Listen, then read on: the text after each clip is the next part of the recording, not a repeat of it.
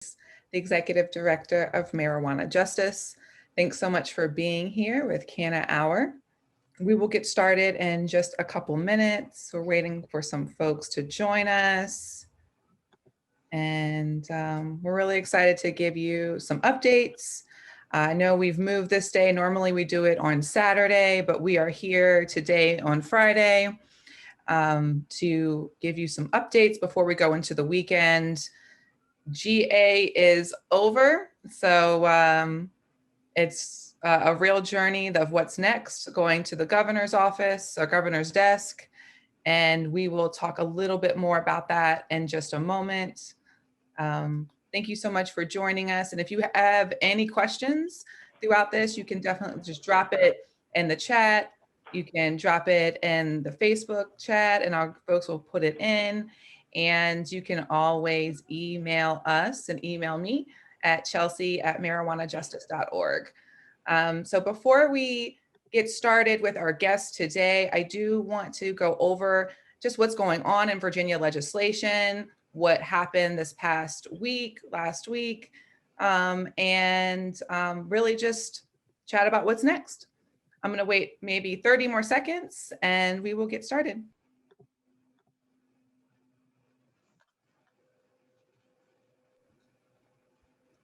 And if anybody wants to just drop their name, where they're from in Virginia, let us know. Thanks so much for joining us on this Friday. And if anyone you know wants to check this out later, we will be uploading this on all of our platforms so we can continue to get this knowledge and figure out what our next steps are. This is our last CannaHour for right now, but please know that we are scheduling all sorts of talks to continue on with the updates with our partners with Rise for Youth, as well as Justice Forward Virginia, ACLU Virginia, as well as some national partners, Uplift, which we will drop some more information about that a little bit later. We're going to be doing a panel with them and really talking about what's going on here in Virginia on March 17th. The Humanization Project is also holding a Sunday panel that we can catch up with legislation. March 11th, we're on GA updates. I mean, if you are following at all and you have a favorite advocacy group, we are really working hard to make sure that everyone has the legislative updates. There's a lot that happened in this 30/45-day session, so make sure that you are caught up. And of course, the work is not over because the governor hasn't signed much yet. So why don't we go ahead and get started? I'll go ahead and go through some of the updates. As you all have seen, the House and the Senate passed the bills. At first, initially, they had two very different versions of legalization. And there were some hard fought battles. Thank you so much to everyone that joined us and testified and emailed. And then the two bills went to conference. And there were about a week debate about this in this conference. A reminder that conference is a closed door meeting between the patrons as well as other selected legislators from the speaker, as well as from leadership that go into the room and figure out, hey, how do we consolidate this bill?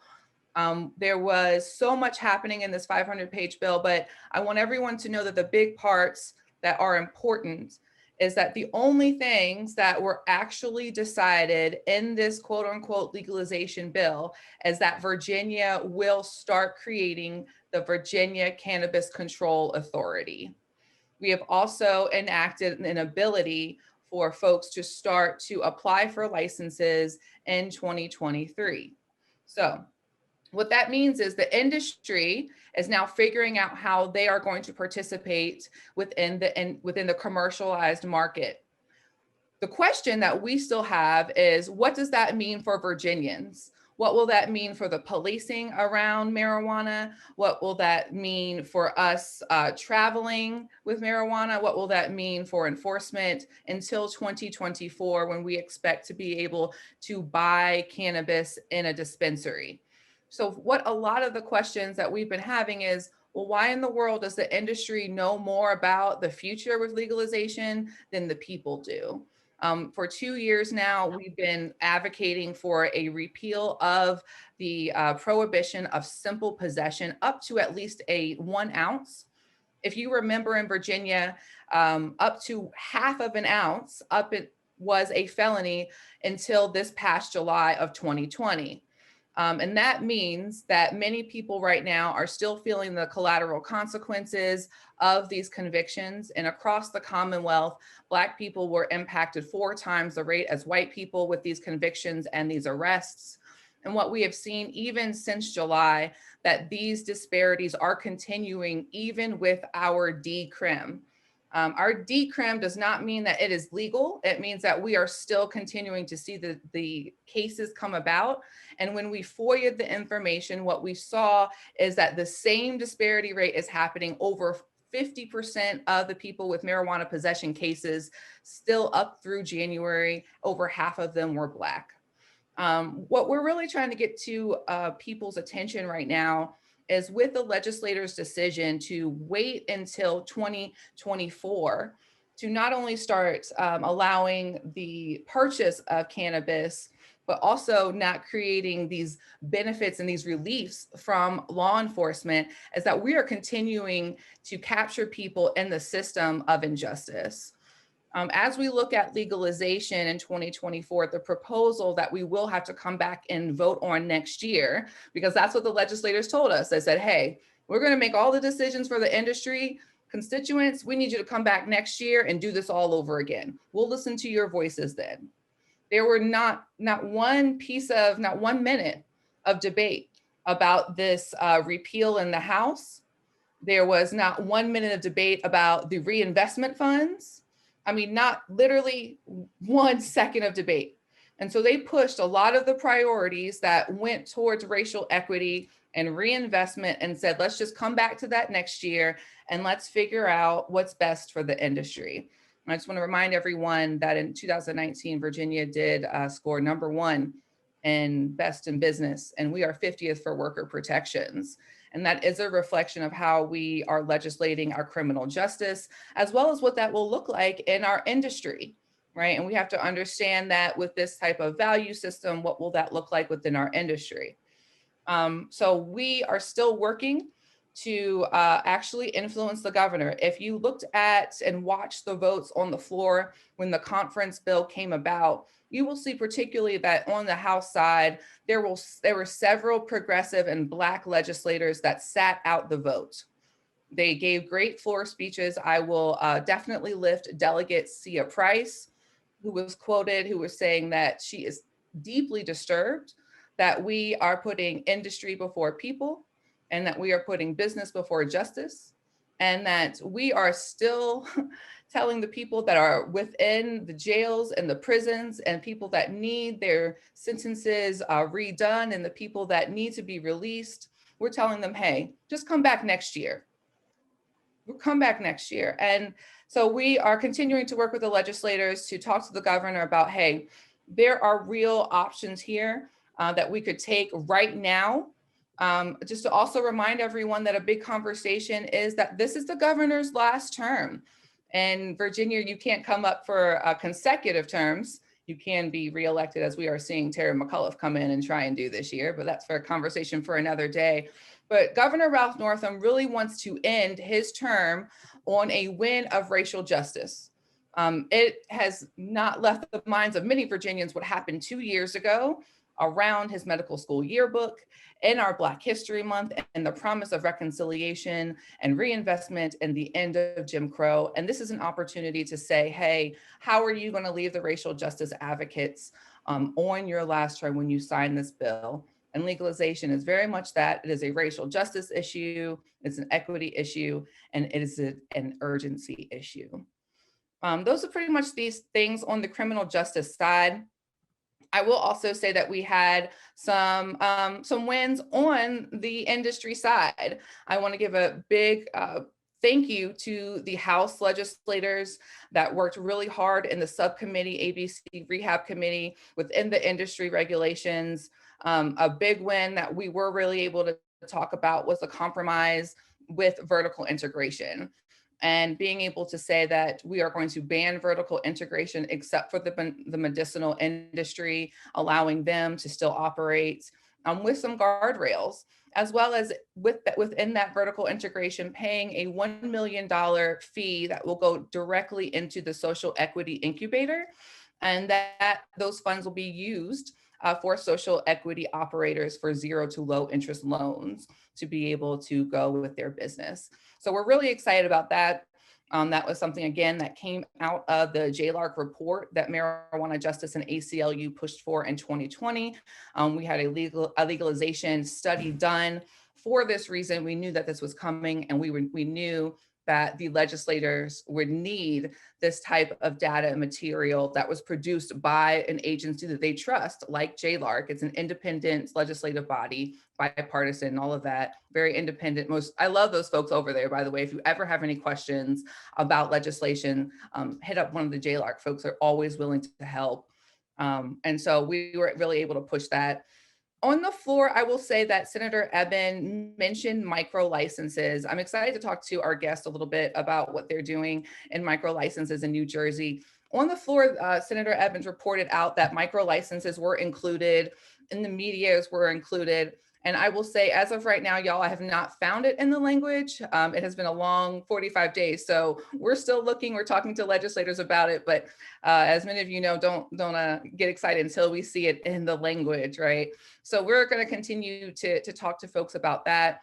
There's also no set aside for social equity licenses. We are capping the licenses to mimic a lot of what we see with ABC here in Virginia. What that means is if there are a certain number of ABC stores within your particular district, that is probably how many cannabis dispensaries you will see within your community.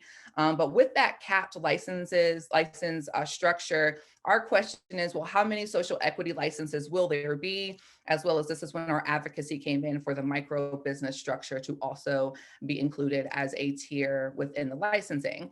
But as of right now, I'll let you know, we have not found that. We did really excited to say they did strike the language to where an employer could qualify for a social equity license by hiring 10 social equity applicants or people that had been impacted by the prohibition. We thought that was a terribly egregious component to have there, is to be able to qualify.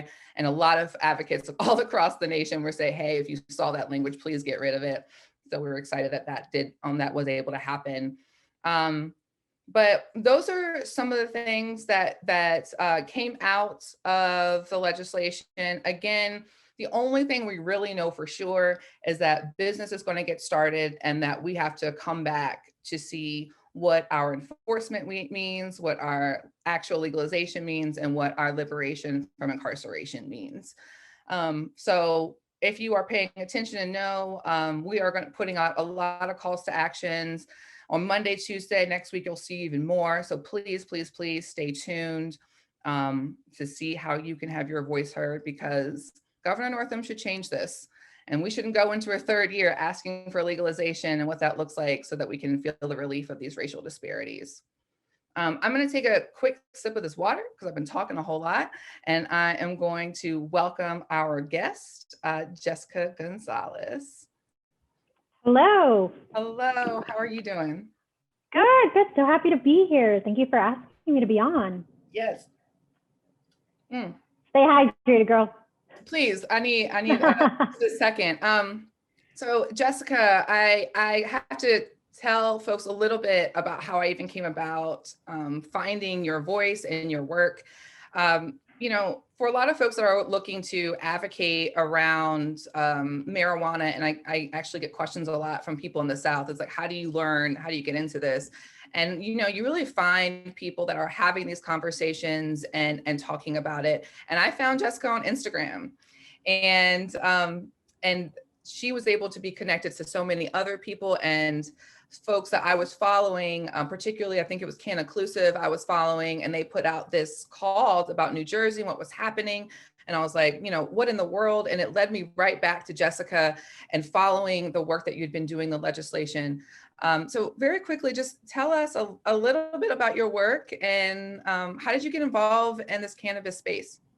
Yeah, sure. So hi, everybody, and thank you so much for tuning in and for joining us. So my name is Jess Gonzalez. I am a cannabis attorney at a law firm in New Jersey, also outside general counsel for minorities for medical marijuana, and I wear a whole bunch of other hats with a whole bunch of different orgs, as most of us in the cannabis space do. But my way into cannabis happened at about the end of 2017, early 2018, when Governor Murphy decided that he was going to run on his campaign of two W's, weed and wages. And he said, I'm going to legalize cannabis within the first 100 days. So when I heard this, I was only in my first year of practicing law. And I decided, I said, this is an industry where there's a lot of history, there's a lot going on. It's something that as a young attorney, I would be able to get involved and be able to carve my own space for myself, because nobody would be able to say that they had 10, 15, 20 years of experience on me, in this field. The more that I got involved, the more I learned about the history of cannabis and how it was rooted in racism and discriminatory intent, such that for all the years prior that I've been a consumer, I had been an extremely uninformed consumer of cannabis, just completely unaware of the history, and then how that history still seeps into our industry today in 2021. And so when I started learning about it, I started being more vocal, because I started to see the numbers, right? Who was owning cannabis operations, who was getting the licenses, and then who was in jail.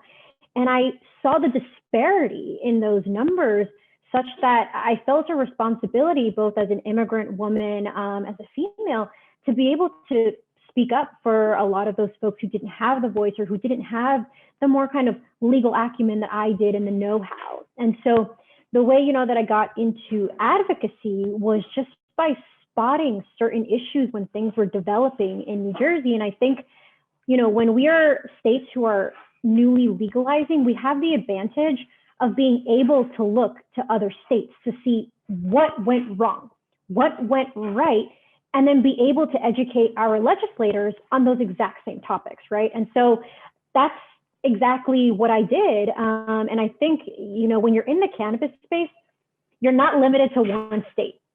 You have to know what's going on in all states. And then you also have to know what's going on the federal level. So there's, all of these layers.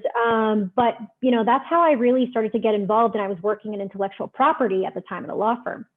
And, walking my talk, I tell folks who want to get involved, just pivot your skills over to the cannabis space. Don't try to reinvent the wheel. And even if you're doing something you may not like, but it's applicable in the cannabis space, you can always grow it from there, right? But you have to establish some trust first, that you know what you're talking about and doing. So I was working with intellectual property for music and music companies.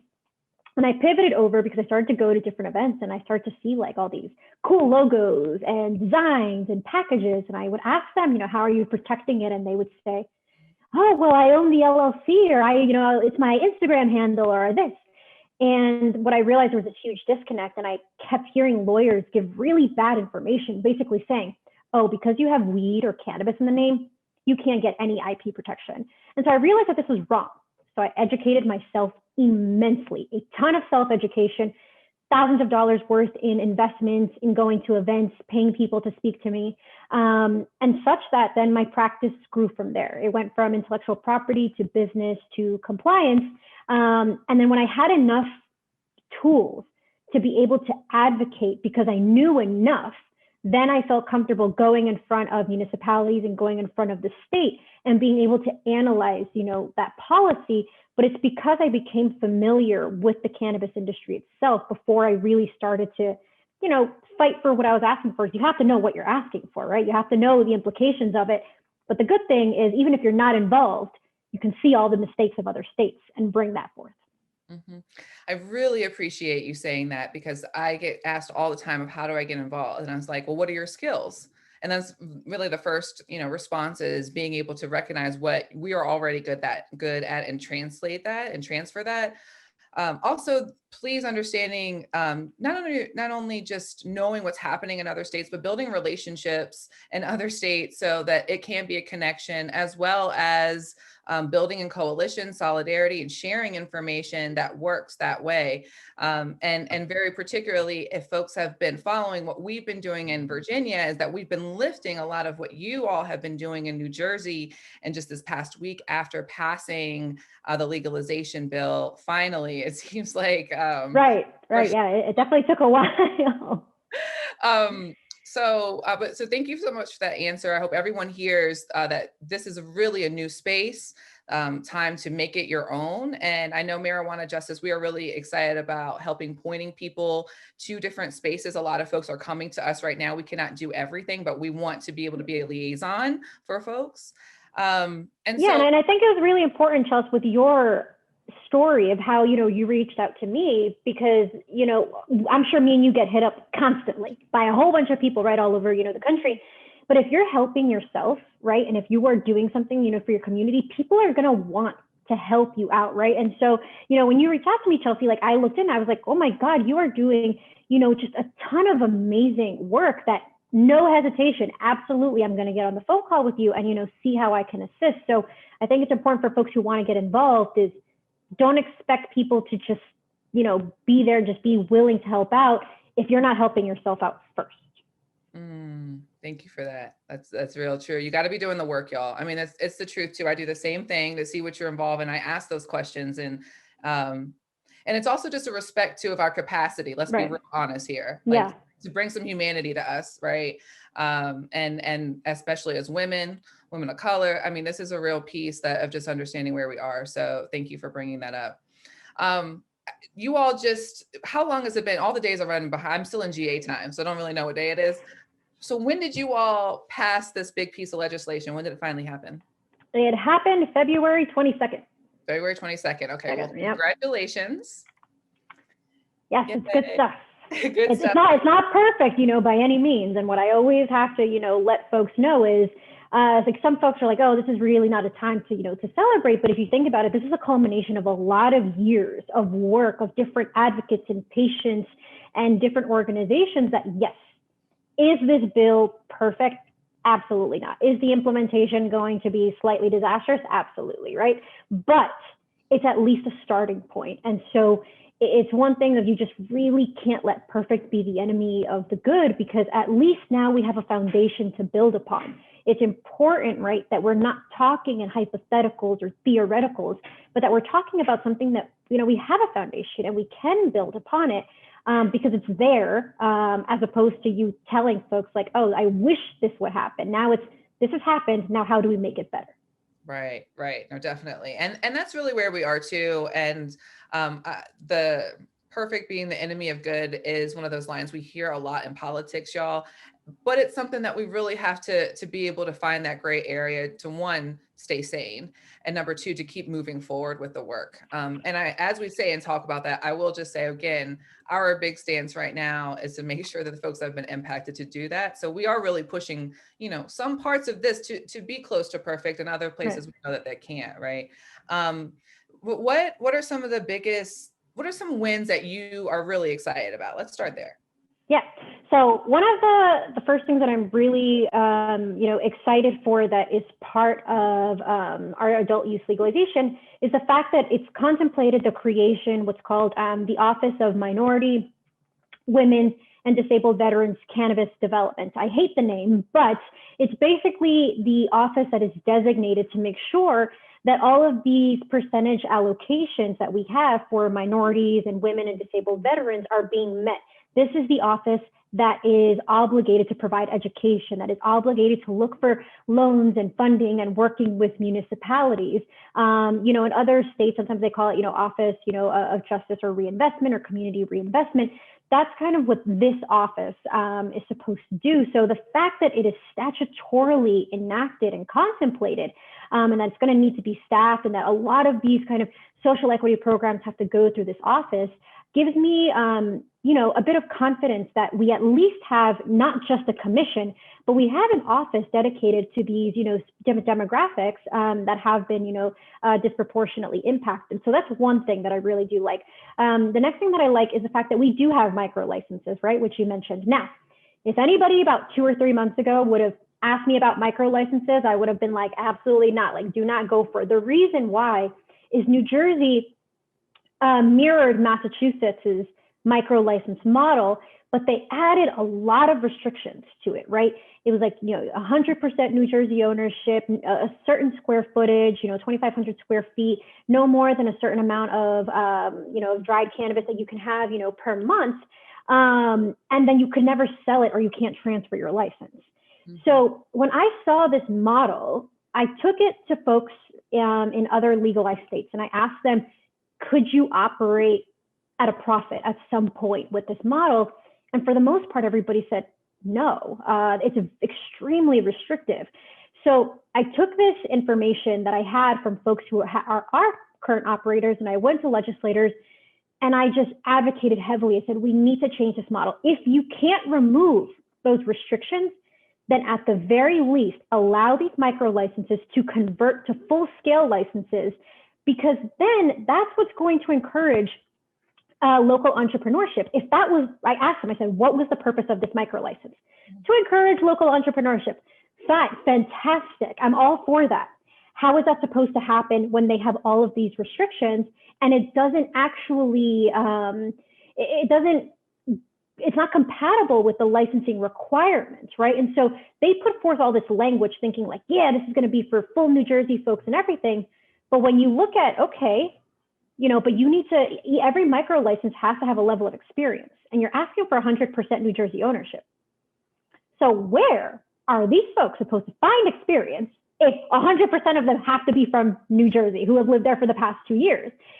So bringing this forward to them, they didn't realize, because there tends to be a disconnect between the legislature and the application process, because there don't tend to be the same governing bodies doing both, right? So my biggest addition to the bill was to allow this conversion after 1 year. So after 1 year of showing full compliance, I'm up and running, I'm good, I have followed everything, then now a micro license can convert and all of those restrictions go away. This is going to help out with investors too, right? Because if you had a micro license and a full size scale one, and one that has to remain a micro license forever, why the hell would an investor want to invest in that as opposed to a large one, right? So thankfully, that was one thing that we got, in the bill, and I was very happy about it because my language, made it in there. And another thing was that I really like about it is we do have a percentage allocation of 15% for minority certified businesses, at least 15% for women, and disabled veterans as well. We do have conditional licenses as well. And these conditional licenses, basically, there's salary caps to it, so you can't make more than 200,000. Same with New Jersey ownership, but it basically says, okay, if you can show us that you have, 75% of an application, all good. So let's say you have your capital, you have your team, but you haven't been able to lock down, location yet. You can go and you can get this sort of provisional type of license, and then you have 120 days to perfect it. So I believe right now it's about 30% of all licenses have to be conditional licenses, and at least 10% of each type of license has to be a micro license, right? We also have impact zones as well. And the impact zones is that 25% of licenses have to go to cities that are designated as impact zones. And I would caution for folks who are in states who are looking to do this is to make sure that it's not too restrictive, because when they first outlined what an impact zone was, you only had like 10 municipalities, 15 municipalities that fit that requirement.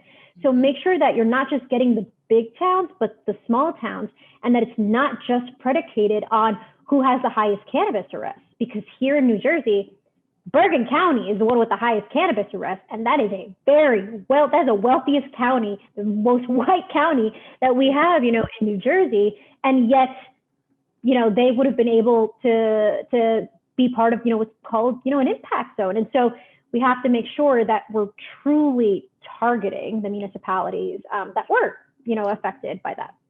So you bring up so many good points, and I'm going to start with your last one with the impact zones and the disproportionately impacted areas, which is how we are talking about them in Virginia. For Virginia's listening, is that the actual language for our impacted areas is something that we still really continue to look at. We don't necessarily have an income piece in there right now. There is a lot of ors versus ands, like you could, and for folks that understand that these one word sometimes can mean everything. And so somebody could be from an area, but not necessarily impacted, right? There's also these areas right now, it's written as you had to have lived there in the last 3 to 5 years. My question to a lot of these legislators was like, well, what does this bill mean in 2030 when Richmond is all gentrified and 3 to 5 years was actually a white area 5 years ago? To bring up Jessica's point, here in Virginia, Arlington is the area with the highest disproportionality in arrests and convictions. And Arlington is a pretty affluent area, y'all. So understanding as we are now legislating our reinvestment dollars, a win for Virginia is that we also have a reinvestment board that is going to be staffed and looking over how these dollars and the licenses are distributed throughout Virginia based on this disproportionality. But we have not defined this disproportionality yet. So we have to continue to do that as well. So when I'm telling folks that so much has not been decided, which gets us it's a lot of opportunity to continue to influence you all, but it is still really infuriating that so many of us went into this with a racial equity priority. Jessica brought up a really great question that we asked the legislators a lot. It's like, what is the intent of this bill? And if the intent of the bill is to bring about equity with the urgency, then that's why we continue to ask what were the priorities that is actually enacted and what do we have to come back and ask about? And a lot of these social equity pieces are what we have to ask about. Let me ask about I just had a question with the micro licenses as it scales up. Is that scaling up license, is that going to be part of the capped number that you all have too? Like how does that work?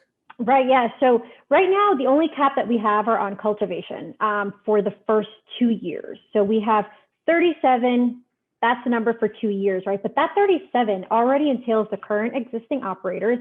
It entails the ones from the 2019 RFA that have yet to be issued. And then there are 3 verticals contemplated in our medical bill in that. So you're really only looking at about like 13 standalone cultivation licenses up for grabs, making them the most competitive, right? But micro licenses are not a part of that cap. However, they can't convert though until after the 2 years for cultivation because of that cap. But if you stay a micro for the first year, 2 years. But what's really important are timelines, right? So Governor Murphy signed this on February 22nd. That's the time that clock starts ticking for 2 years. So we're not going to have regulations probably for another, I'm estimating somewhere between 6 or 7 months. We probably won't have an RFA for another, around like 9 months, maybe like closer to September, October. And by that time, it's going to be almost like a year. So you really only have to be a micro you're only looking at about a year before you'll then be able to convert, because February 22nd, 2023, that's when the caps, end. And you'll already be almost very close to it just because of when the timeline starts. But the good thing is that micros, at least at this moment, are not put towards that number. I just wanted to lift something that you said, because I'm going to keep hammering this point, is that you all have legalized, even though you have not yet started and opened up your commercial adult use market. Correct. Yes. Yeah. So we have not. So you have none, right? But you all are allowed to. What are the new penalties around just simple possession, really quickly? So with legalization, it's legalized up to 6 ounces or less.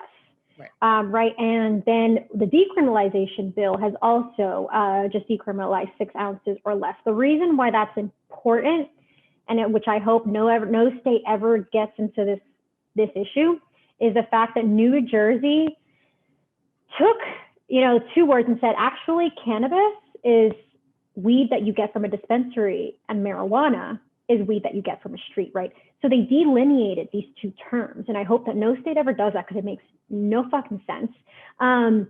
But what it did was it caused confusion because now we have two bills, a decrim bill and an adult use bill, using two different terms. So they had to put forth a cleanup bill to basically state, okay, hey, actually marijuana equals cannabis now, right? And so they almost had to, like, they caused the problem and then they had to go and solve their, their own issue based on the language of which we solved it on. So now there are different penalties, but especially for youth, now if you're under 18 and you get caught with it, there really is no jail time. It's more just like, you have up to like 3 offenses. And then if you get up to 3, right, it may be like you have to go to, either some like, some program or do some community service.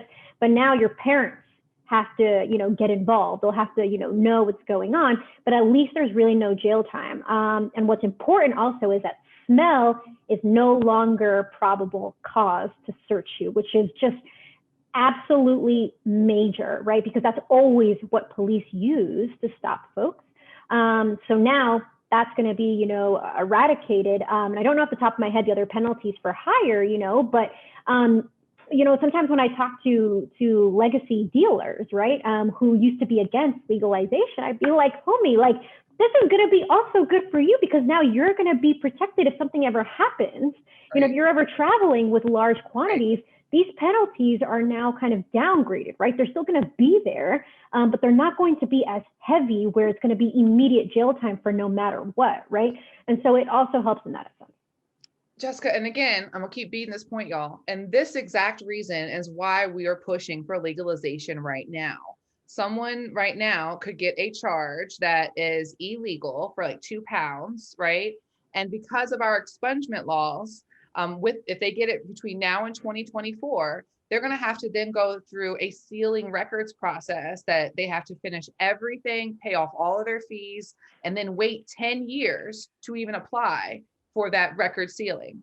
Now, that happens in 2023. Now, let's say 1 year later in 2024, that same 2 pounds is caught on your person. But now with these repeal laws, you only have a $25 fine. That's the difference in someone's entire life, and why the urgency of this repeal is in these next 3 years, we're about to continue to just allow people to fall into the gap. Jessica also brought up a great point about youth. That is a major piece, and we were so excited to see what New Jersey did because we have just been slamming it in our legislators' faces. Our legislators have created misdemeanors, fines, automatic mandatory probation. If you get caught with possession under 18 or under 20, you are automatically a delinquent, everyone. Wow. Delinquent. Wow. That means that you are no longer available or qualify for deferment. Y'all, I really encourage everyone to continue to follow Rise for Youth, and we're going to be putting out some really critical information about how these small criminal fines or small civil penalties, how they actually impact youth so much harder, and what that looks like by the time they face a judge, they go to deferment, and how Black youth in Virginia are 64% of the folks that are incarcerated, y'all, and they're only 19% of the population. And this legalization bill is actually increasing the crimes on youth. So as of right now, it's not this harsh, but when they legalize it, knowing that legalization means nothing for the increase of youth use, we are going to increase their likelihood of being pushed into the cradle to prison pipeline. And even though we're not continuing to feed the profit for prison pipeline with adults, we're doing it on the youth side. So please continue to follow Rise for Youth, who has been working for years to abolish youth prisons and do what the New Jersey bill's really doing. And we have been championing them with this to say we need children in needs of services. It's a CHINS petition rather than going to DOJ, and it steers the entire family in the system into more of a social service system where DOJ is the criminal system. Right. Our legislators are continuing to choose this DOJ. So we just really want to say Virginia should be absolutely ashamed of how we are treating youth, especially after February 20, whatever it was, New Jersey came out and said, actually, this is what it should look like, and legalizing and legislating around youth and cannabis. One other thing I just want to also say too is I know a lot of folks, if you've been watching testimony, you've been hearing people talk about, well, we need to use the word cannabis, you need to use the word cannabis. And what Jessica just mentioned about the mess up in the language and all of that, that is the reason why Virginia has not messed with the word marijuana and cannabis yet. So I understand that we are not necessarily using cannabis in the way that we feel like a lot of people should, but marijuana, the word marijuana has been what has been illegal, is why we have chosen the name, actually, Marijuana Justice. We want to bring justice to the word marijuana of our org. And also realizing that we don't want another just gap of where something could go wrong. I mean, that's, and I also want to bring up this gap in recriminalizing is what Virginia does for expertise. We are the oldest legislative body, 402 years since Africans were trafficked here. We did that first. And so what that means is that we are literally experts at this. Also to bring about the differences in our recriminalization is that they've, what Jessica mentioned about the smell of marijuana. Last summer, they actually passed that we could no longer search for that smell. Yes, criminal justice success, right? Well, y'all, in this legalization bill, I'm putting that in quotes.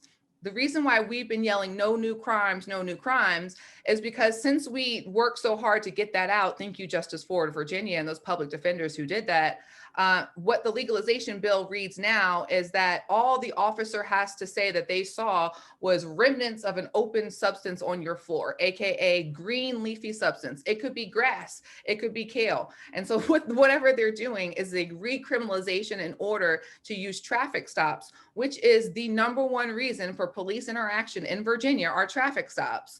They're continuing to use traffic stops as a way to criminalize driving while Black. And then also there is a presumption, y'all, I'm going on, but I'm just also letting Jessica know because she's talking about a lot of these great things here that we are recriminalizing, is that if you are caught with possession, there is a presumption that you are also high. And so if they catch it in your person, in your glove compartment, and it wasn't totally sealed, and now you've got an open container, they can also say that you were driving while under the influence, and it goes from a possession to now a DUI. So right. This is Virginia. And I really just kind of wanted to lift a lot of how New Jersey met a lot of our commands. Y'all went to 6 ounces. We're only asking for 1. You didn't. Well, we were originally supposed to be 5 pounds. 5 pounds, and people freaked out. But that's it. That's actually what it was to decriminalize it last year was 5 pounds, and that did not fly well with anybody. Y'all. So we saw that. We're like, shoot, New Jersey doing 5 pounds. Let's do 5 pounds. So actually it was for Virginia too.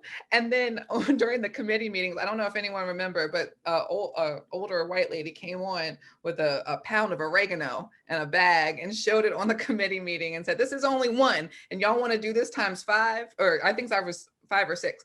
And that's when our folks were like, oh my God, I didn't actually know what a pound of weed looked like. Right. So again, to Jessica's point about this disconnect of folks that are legislating and folks that have this experience around the plant. So that was fun. Interesting, a nice show and tell. It was fun times. I mean, folks, I know some of these committee meetings and testimonials would be long and boring, but they're also quite entertaining. You learn a lot. Jessica, what would you say to folks, to Virginia, as we like for how to prepare after the bill is signed by the governor? Yeah, so I think one thing is that the advocating just like doesn't stop, right? Because the beauty of the legislative process is that it can always be amended. And so there's always opportunities for that. So, finding champions in the legislature that, are willing to put forth, certain bills. And a lot of times you have to understand, who you're dealing with, that these legislators don't do cannabis all day, every day, like we do.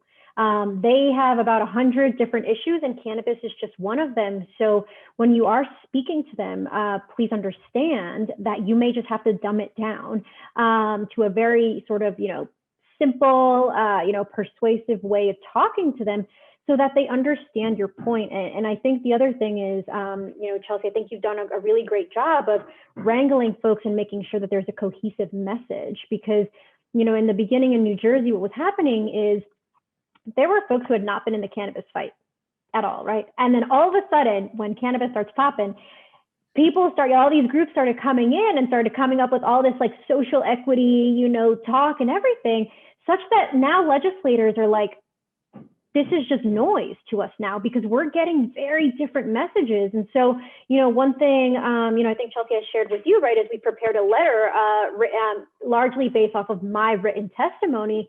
And we got about, 37 organizations to sign on. And we were able to get, part of the things that we wanted, in the letter, but it was also able to show that there is solidarity, that there are certain points that we all agree on and that we all want. And that way you cut through this sort of noise with these are the points that we want, and it's not going to be everything, right? And we did get some criticism, right, about not including home grow, on our letter. And the way that, I looked at that is we have to remember, that this is just the beginning. And right now, home grow is a non-starter with a lot of the folks in the legislature, right? Then all of a sudden we start to get these home grow bills, coming through. But if we were going to start off the conversation, once again, you have to know who you're talking to, and you have to know really what you can compromise now and what you can't compromise later.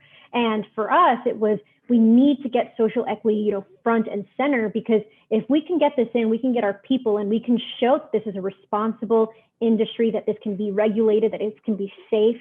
And then you come in with the facts and the evidence and the data of, hey, we've been legal for a whole year now. And hey, guess what? Teen use has decreased. And hey, guess what? We're actually not having as many DUIs. And hey, guess what? Now folks who would have been arrested actually have opportunities, in life. And once you have that, then you can kind of advocate and build upon, what else you want. One of them now being home grow, right? And now I think we have 2 or 3 bills pending for home grow, but that never would have happened if we would not have pushed a bill first. And if we would have just harped on home grow the entire time, it would have been a battle that we would have lost. So it was more just like, let's just get a bit ahead first and then see what we can do later. And I think the other thing is pay attention to timelines, right? Timelines are going to be extremely, extremely important in any sort of legislation. And then once the regulations come out, ensure that, if whatever you can do to make sure that that commission or that regulatory body is staffed with people who understand what they're talking about. In New Jersey right now, there's a potential lawsuit now that may occur against the commission that was just formed. So the NAACP is now threatening a lawsuit because in our bill, it said that one person from the commission has to be a social justice advocate that has represented a national organization. So they're saying that there is actually nobody on the commission that fits that mold. But the chair of the commission, Diana Waynu, was part of the ACLU. But then she began working for Governor Murphy's office. So she technically fits, that description. But the NAACP is basically stating that no, she did not represent them anymore. She was part of the governor's office. She wasn't ACLU anymore. So now they're bringing this claim. So it's also, make sure that if there is some sort of language about the makeup of the commission, that we get at least, one person in there for social justice. I am thrilled with Diana Waynu's appointment because I think she's absolutely, fantastic. But it's one thing that, when the state does not, make it clear, or there's some sort of, ambiguity, it's just ripe for lawsuits, right? And all that does is delay and delay and delay. And I'm not saying that they're not, useful or not based in, facts, but we have to make sure that in this legislation that you try to get as much as you can in there. And then for the things that you can't, make sure you leave a bit of room open for regulations, because the regulations is where it's at. That's what can change. Those are flexible. The public open comment periods are going to be, a lot. So the regulation is where a lot of change can happen. I know that I'm already gearing up for when regulations, start to come out, to start again, getting back into the arena, getting back into the ring, bringing people with me to start advocating, because I'm going to go looking through that bill of where are the windows of opportunity for the commission to do, X, Y, and Z. Jessica, look, this is why I had to have you on. Our next steps that we've been talking about with the legislators and with folks before we realized we'd have to do this advocating for admitting to the governor, is the next steps are advocating about these appointments to these boards that will oversee the regulations, y'all. We have worked really hard to make sure they were not all gubernatorial appointments as they were proposed, and to ensure we had language in there for impacted people, civil rights advocates as well, because that were not included within the governor's work group last year, and why we had to do an independent study because we were not able to be included in these groups. So we learned from last year, and we're able to, even talking to you a few months ago, realizing that that conversation needed to be had, even though those things weren't necessarily in all of our high priority talking points. They were always something that we've been talking with the legislators and talking to stakeholders about. So continuing everyone to watch that those appointments will become soon. And that just means that we're going to be continuing to organize of who gets chosen, and then our relationship with them, and then what that looks like as they decide these regulatory pieces, particularly around social equity. There is a lot that these boards will be able to decide, y'all. Some of it I wish that we had actually nailed down in legislation. Hopefully we can do that more next year. But Jessica's right. It's going to be regulatory is where it's at for where our power is really at as well. Definitely. All right. Well, how can folks continue to follow you, Jessica, and learn from you and see how we can all bring this together for truly, I mean, we've got to, like you said, getting all on board in the same conversation. It's not just within our in particular states. It'd be great for national folks that we all start saying the same things as on the federal level, they look to legalizing as well. So please tell us how we can follow and support you. Sure. So if you want to follow me, my Instagram is CannaBogada, so CannaBogada. So that's where I put a lot of my information. My website will be coming out in April. And so I'm going to start preparing a lot more education, breaking down the bills in New Jersey, breaking down what folks should know, because, I think, Chelsea, you've done a phenomenal job of making sure that the information is digestible and that it's understandable to folks. And I think what I'm going to try to doing is start prepping folks to get equipped with the knowledge that they're going to need to be able to advocate, because I know that on the regulatory level, I'm going to need a whole lot of people to start advocating. And it just doesn't have to be people within the state. It could be people outside. And so I think, when you're doing stuff for your community and you start reaching out to folks, you just notice that it's the same thing that happens over and over and over and over again in every state, right? We're seeing the same issue that happened in New Jersey happen in, New York, the same thing that's happening in Connecticut right now. And so, all these things are so intertwined that paying attention to all of that and then just preparing yourself with information. And I also just want to leave folks with, what you want to get into, your opportunities, your barriers to entry way better than the legislators do. So it's up to you to really use your voice and educate them and let them know, like, hey, this is an issue for me and I want to get involved. And this is what you can do to help me. Because the more people that we have that do that, the more public pressure, there's going to be, and the better our regulations are going to be crafted, as opposed to just folks, sitting on the sidelines and just, complaining on Facebook. Exactly. And we're going to need a lot of help. We're going to need a lot of expertise in different areas, and then we're going to need a lot of solidarity. Thank you so much, Jessica, for being here. Thank you. And thank you for all the work you're doing. It's just fabulous. Yeah, thank you. Thank you. We've been, I will say that we followed your lead. I completely copied the idea from New Jersey of getting this letter on, getting 26 other organizations to sign on to our letter, just like we saw with you all. And so we're really excited to see that that has worked, everybody, that our narrative is out there. So just thank you to everyone for tuning in. Thank you, Jessica, again. Jessica, if you want to go ahead and hop off, you are free to. I'm going to just answer some questions as well, particularly about the legislations I've seen drop in. But make sure everyone is following Jessica Gonzalez and continuing on. I know you've got even some workshops coming up about protecting your brand, or maybe those have already happened. But I wanted to also plug that there's some ways to support Jessica, pay her some dollars, and join some national orgs to find out how to keep up and learn on this regulatory business side, because we're going to need that educational piece so we can absolutely. Education is how we're going to get anywhere in here. Right. Yeah. So thank you so much. Thank you, Jess. All right. Adios. Bye. I just wanted to stay on for a couple minutes and say I saw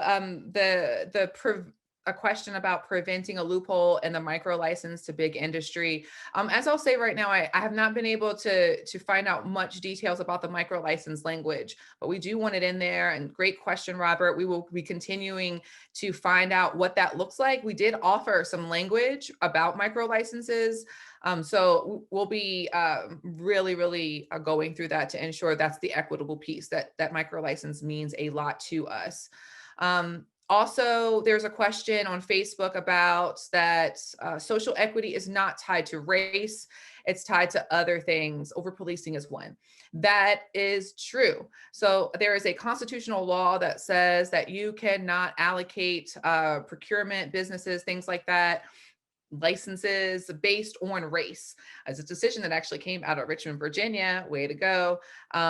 So unfortunately, that means Virginia, as well as states all over the country, are having to write in these laws, like these provisions that say you were from an area, that you were impacted by an arrest, that you were convicted, that your family member was convicted. And then there's also this piece of if you graduated from an HBCU. So there are these pieces that qualify our social equity. And that's what I was saying earlier about the and the or, and some of those should be some ands, like you should be from an area and you should be impacted. You shouldn't just be from an area impacted, because as I mentioned before, Arlington is a really impacted area. It's also highly affluent. So you could be given a person a license that necessarily was not ever impacted, but just happened to be in the area. I like to call those folks Johnny Gingerfied, right? So there's still some work within these languages, and it's unfortunate that we cannot just say it's based on race, because we know most of our laws are based on race, even said or unsaid. So that's an important piece. That's really all that we have for today. If you continue to have other questions, I just want to look at me trying to peek on Facebook. But let me know. Please continue to reach out to us on all of our social media platforms, THC Justice Now. Continue to reach out to your legislators. We have so many events coming up to check in on what's going on with legalization, as well as many of the other criminal justice pieces. So follow our partners. And I just really want to thank everybody for tuning in, for caring about racial disparities within legalization. And thank you for everyone that's a monthly donor of Marijuana Justice. Thank you for everyone that sends us, a cash app at Marijuana Justice every now and then, just to help support. All right. Well, thank you so much. And we will catch you soon. Take it easy.